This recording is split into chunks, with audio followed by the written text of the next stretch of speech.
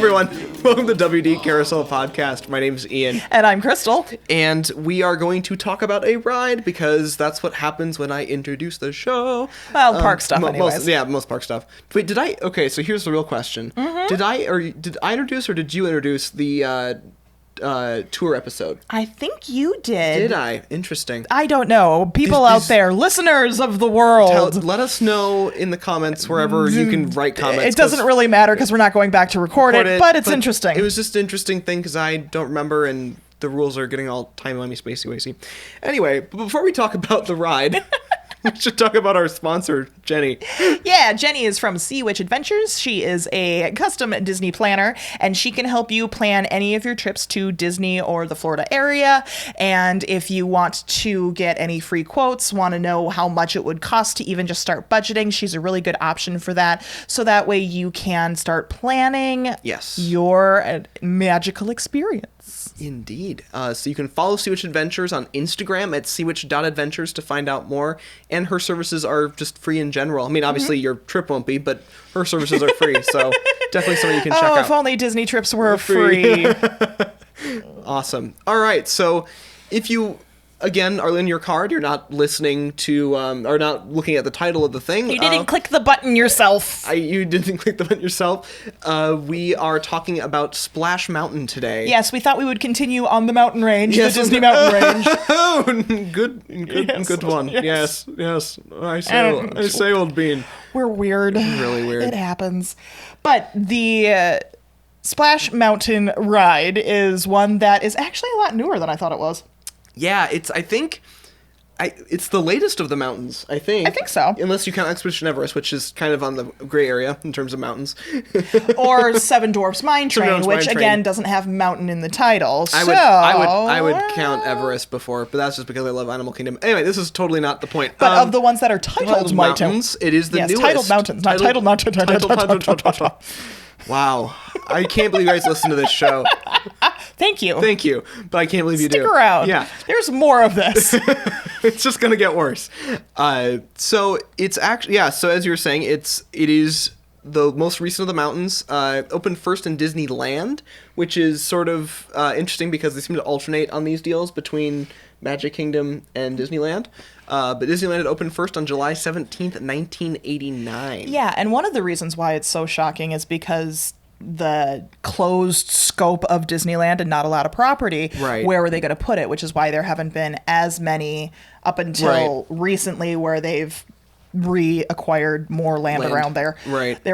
Didn't have many places to grow. Right. So for them to open up something around 1989 is definitely... Neat. That's what I'm going with. That's the word we're going with. So the ride actually opened July 17th of 1989. And then it opened in Tokyo and Magic Kingdom in 1992, day apart from each other. So crazy. October 1st for Tokyo and October 2nd for Magic Kingdom, which is interesting. I would have thought they would have done it in the Walt Disney World Park first instead of Tokyo, but... Very interesting that they did that. I mean, technically they could have opened on the same day since they're on opposite sides of the world. Oh, wait. Though one of them would have been like a midnight opening, but still, I mean, they could have done like... It's true. They could have unveiled them very, very, very close together. That's a good point. Minutes apart. And it would have been a day. That is very, I don't know. Now true. I'm just being a time nerd. Time nerd. But the Disneyland ride is the main one, and that's where all of this came from. So let's talk a little bit about it. Yeah. So it was actually created by Tony Baxter. Classic Tony. He is the creator of a lot of really good, more recent... Yeah. He's kind of the guy that seems to do all of the original, like... parks-based IP. I know this ride isn't parks. This isn't, but he seems to do the stuff that's very much stands on its own and has its own kind of story and very story-driven and very stylized, and it makes total sense to me. He was Next Gen Imagineer. He really, yes. And he did really good with this one because he came up with the ride concept while he was stuck in traffic. Yes. They were having trouble with getting people to go to Bear Country, as it was called at the time. Yes. And I think it was... An unused part of the park. And so they had literally Country Bear Jamboree, which closed, like, literally less than 10 years later. and they were like, Oh no, it closed in like 2001. so that was. Oh, yeah, Because so it Bear was- Country's been around okay, for a so while. 11 years. But there still wasn't a lot going on in Bear Country, and they wanted to get more people over to that area, Right, so they right. decided they were going to do a ride. And when it was first brought to them about doing a flume ride, they got a lot of pushback, being like, "That's so pedestrian, and we can do so much more better, with, right, with Disney." stuff, and yeah. and then they got thinking about it more, and then Tony Baxter Baxter. came up with it while he was Driving, Stuck. stuck in traffic, and so he decided. Who doesn't like rush hour? Right, exactly. Because some of my best Use work. that time; it's perfect. Right, exactly. So he decided to make it Song of the South based, which I thought that was an interesting decision. I mean, when you're looking at IP that existed at that point in time to fit into the Bear Country area, there was not too much to go off of. Right. And they were able to pluck out of Song of the South the Brer characters. Right, And right. work with those. So it got rid of the racist part of Song of the South. Right. And went with the more cartoony, The parts that animated were, yeah, Song of the South. Yeah, and it just, but I found it Less very racist. less racist. I found it very interesting though that they even kind of like, because they've never released that movie, they've never shown it. They didn't do a VHS release. They didn't have a DVD release. They've never they've never screened it, really truly screened it since. So it's interesting that they kind of were like, yeah, don't look at. Oh, but we're gonna just grab these. I mean, characters. the movie was great because they won was- awards for the music. No, like it absolutely, and James Baskett was incredible. He was the first man of color to get an Academy Award. Like, there's a lot of For playing Uncle Remus for playing and- Uncle Remus, and like Walt Disney was so mad that like I think that he had like forced them to do something because they weren't gonna give him an award, and like there was this whole thing. But anyway. We can digress on Song of the so South, that's which a we separate kind of episode. did already. There is a racist Disney We did episode. talk about it briefly. Yeah. So if you wanted to go check that out, that is like way back there. way but back there. it's still the same content with the same racism. Yeah, it's fascinating. But the premise of the ride was like the happy cartoons with the Yes. zippity doo-dahs and all of that. Yes. In fact, the original title of the ride, the concept that they were going with was Zippity River Run. So Yes. it fit very well along those lines. Right. And then it wasn't until Eisner Oh, Eisner. got into it and he's had a like, great hey, idea. you know what's coming out right now that we need to advertise? The movie Splash, which is about a mermaid. So it totally fits into this Song of the South based ride. Let's call it Splash Mountain and have a mermaid in there. So they named it Splash Mountain, but they did not include a mermaid. Which I am thankful for that they did not include a mermaid. Yes. But Splash Yes. Mountain also kind of makes sense when It you're does. talking about, it being a flume ride and then Splash at the end. Right, and exactly. woo! Yeah, yeah. As well as it fits in the mountain Mountain range, range. which is what we were talking about. Right, exactly. And so this ride, they start building it, and they were building it on a scale that was kind of incredible. I mean, obviously, because of Disney's like, if we're gonna do a flume ride, We have to Disneyfy We have it. to Disneyfy it, and it ended up being so expensive. So they had Ginormously expensive. What was it, like 75 $75 million dollars before they were done. And that's when they decided to cut corners, There's- quote unquote, and use old animatronics. So they stole stuff from America Sings, which had quite a few animatronics in it. Yeah, they had a whole animal show that would go over like traditional American songs and Right. that sort Okay. of thing. And not just like the patriotic ones, but, folk ones and all of that as Okay. well. Yeah, so they would run. So they took all these old animatronics. They just kind of spruced them up a little bit. Yeah, some of them they reskinned. Some but of them they kept as the actual characters. Yeah. And then they were able to put those in just flesh the ride out. So that was actually them cutting corners. Was like, Yeah, so just for comparison, because this is a fun game to play. Always. The original Disneyland park was how much? I think it was originally like 17 million in 1950, whatever year that was that I can't think of now. And then if we were to inflate that to the time when this ride was opened, that equaled about $80 million. Yep. So this ride alone, at $75 million at that point in time, cost just as much, pretty much, as as all of Disneyland. all of Disneyland. Which really, honestly, like, does not make a lot of sense to me, but Not at all. we're just gonna roll with it. Yes, because we're not going to talk about, the more recent rides Right. that are coming around. Right. But as we're talking about some of the animatronics, Yeah. I found it really interesting that in the Disneyland version, now obviously the Magic Kingdom and the Tokyo version have newer created animatronics for right. this. They weren't reusing animatronics. Right. But the Brer Fox was actually reskinned from Sam the Eagle, Love which that. is not going to mean anything to you. And then the Brer Rabbit used to be Ole the Owl. Sure. And just reskinned. So those were some of the characters that actually had names in America Sings. Okay. That they, obviously had a little bit more range of motion. They were able to do a little bit more, so they reskinned them for the main characters for this one. Okay. So it makes it a little bit more interesting. Yeah. Yeah. Talking a little bit about the style of the ride and the story of the ride. Yeah. Let's get into that, I think. I think that's... Like the ride-through experience, or kind of like what it's about more? Yes. So, I mean, yes to both. I don't know how we want to do this. Let's talk about the storyline, I guess. I mean, my understanding is, and again, I wrote this a while ago, and I've read the synopsis since then, but it's sort of, again, it's a ride, so it's loosey-goosey a little bit. But essentially, it's not like the Haunted Mansion in freaking Paris, where it's like got this like really intricate storyline. Anyway, no. You basically, so Brer Rabbit is... They're based off of the Uncle Remus stories in Song of the South. Right. Again, this is the connection here. So those are the animated clips and shorts. Yep. And so Brer Rabbit, who's our protagonist through the ride and the movie, is he wants to go on an adventure, basically. To find his laughing place. Which I don't have a good explanation as to why it would be called that, but we'll go with it. It's just basically your happy spot. Happy spot, yeah. So Your he goes off on an adventure.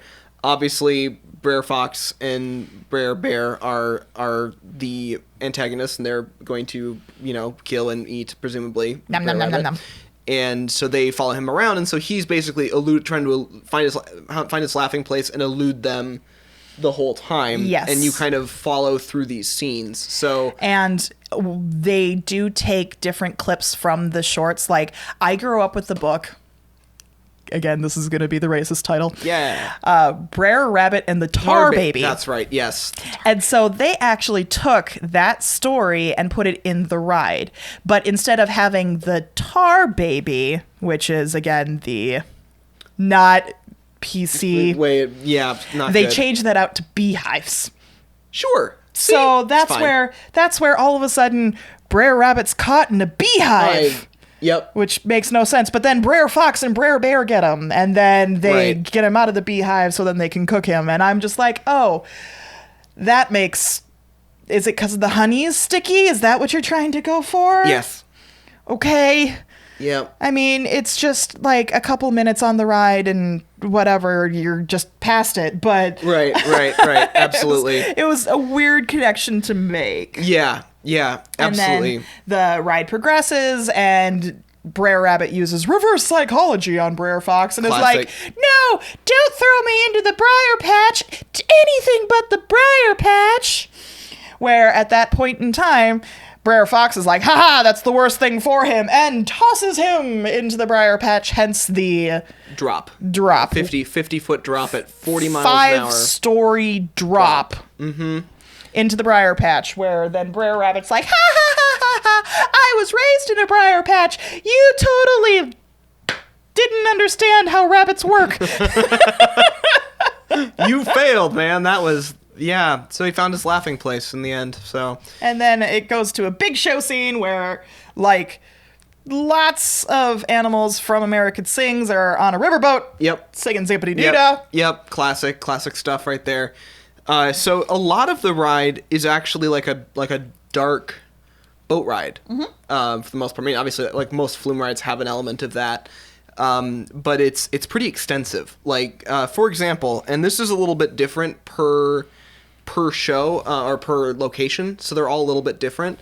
But each ride in each location actually has a different show length based on the way the track's configured and all sorts of different stuff. So Disneyland, which is the original, was a 9-minute and 18-second run for the whole show, which compared to Magic Kingdom was 11 minutes and 45 seconds. That's quite a bit of time to up a ride. Yeah. I think that one had an extra drop in it. It does. Disneyland has 3 and then the big one. Magic Kingdom has 4. And the big one. And the big one. And then Tokyo has 5. But Tokyo's time's smaller. Smaller than Magic Kingdom. So I don't know. I think we go into the Twilight Zone in the Magic Kingdom. Well, maybe it's because the Magic Kingdom lift hill takes longer.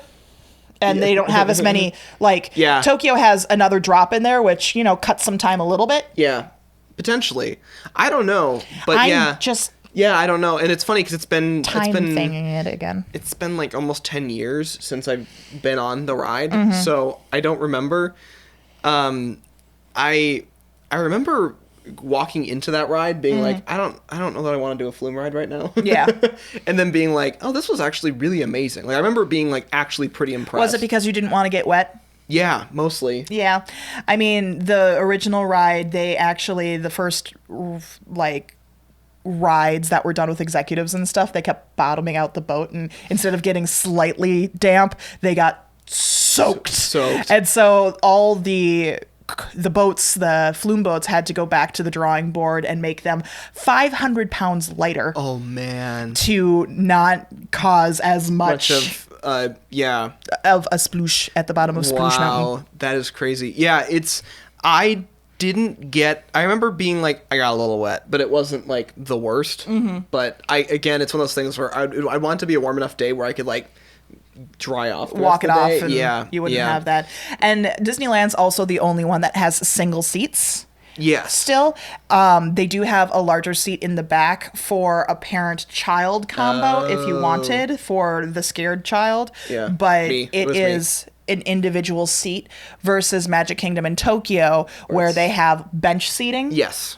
And actually, it wasn't until, what was the year? 2011? Yeah. I think it was 2011. Yep.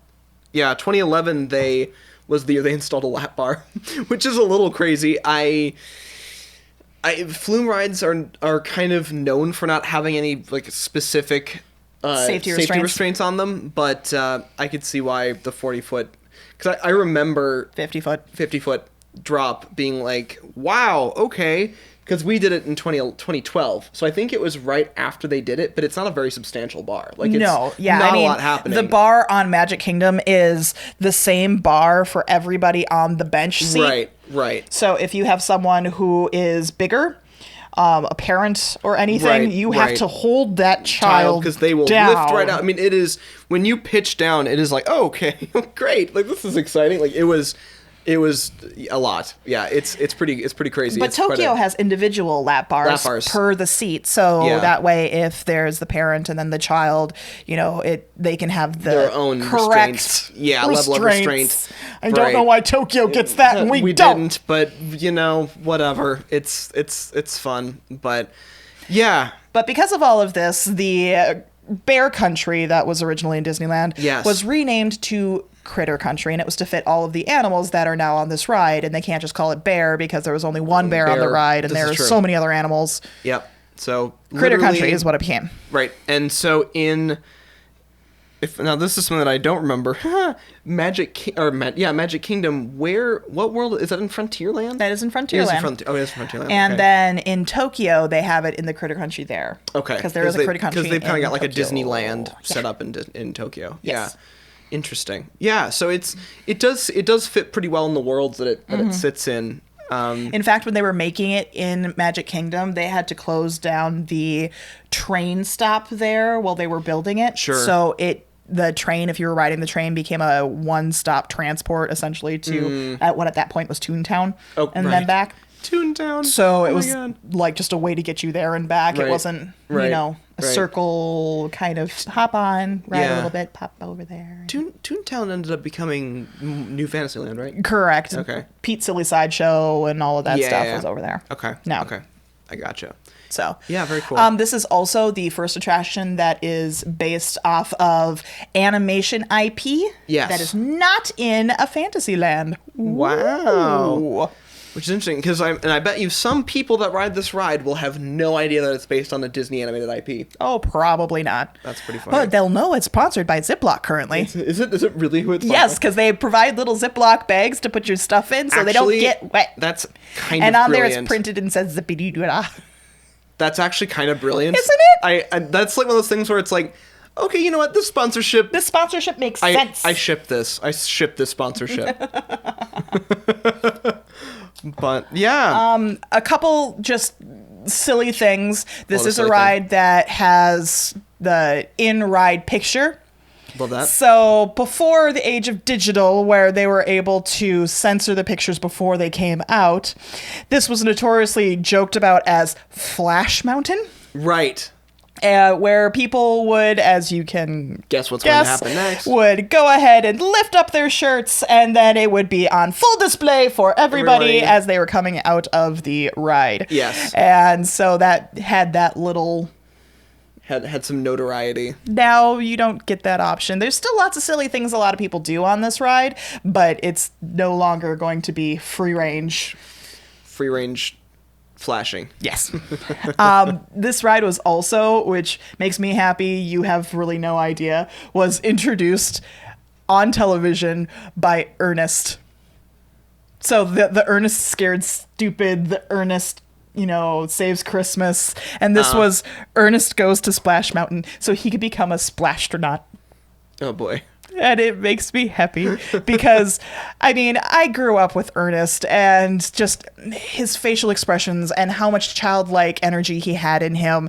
It seemed like a natural way to introduce it, although they made it seem more dark and scary than it actually is. That's kind of funny. Because I watched the old commercial with him in it, and they were like, "Where's Ernest? What happened to the Splastronaut and everything?" And it was like, "Oh my God." You're dorky, and I love it. He's floating around in just like a calm scene back there. It's fine. And then he finally does come into like the end of the ride, and here he is laying down in the log, which you can't do because there's a seat up. But he's like permanently like face scared, like when you're petrified and you stay in that. That's how he came, and he was like, "Ah!" And it was awesome. That is awesome. Yeah. So it is an interesting ride in the fact, for me, my closing thoughts. Yes. It's an interesting ride for me in the fact that they went with a Disney-style boat ride and also made it a thrill ride. So they had their cake and ate it too. It revived the park. It revived Disneyland again. Yeah. So that's really awesome. Especially Which is good for because a they spent the entire park worth of money to make it. So let's not talk about how much they're spending on the Tron coaster. Or Guardians. We're not going to talk about that right now. Not now. Instead, we'll just say this ride also has fast pass options. It has rider switch options, Yes. and as long as you can transfer, it does have handicap accessible. On that note, this has been WD Carousel of Podcast. My name's Crystal. And I'm Ian. And we hope you have a great, big, beautiful tomorrow. Bye, everybody. Beautiful tomorrow, just a dream away.